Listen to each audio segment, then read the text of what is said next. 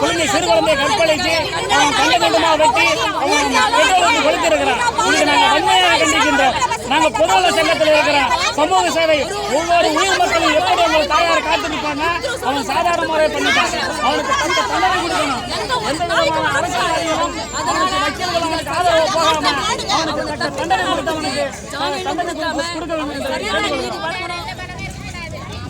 அவனுக்கு வந்து இந்த இடத்துல சென்னையில 7 வீடு இருக்கு. ஒரு வருஷத்துக்கு 7 பைக் மாத்துறான். ஒரு பைக் 2 லட்சம் 3 லட்சம். அவன் இவ்வளவு ஒரு வருஷத்துக்கு 7 பைக் மாத்துறான். வெளிய வர மாட்டாங்க. என்ன சொல்லுங்க? வெளிய வர மாட்டாங்க. அவனுக்கு பணம் எல்லாம் இருக்கு.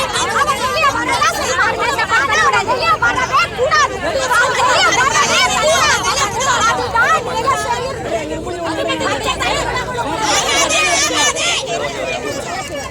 அதுதான் நீங்க வக்கீலுங்க யாரும் ஆஜர் ஆகாதீங்க. தயவு செய்து சொல்றேன். இப்படிப்பட்ட ஒரு உங்களுக்கு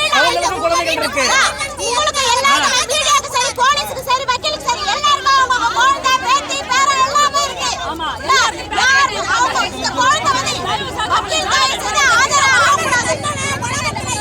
வக்கீல் ஆஜராகவே ஆகாதீங்க.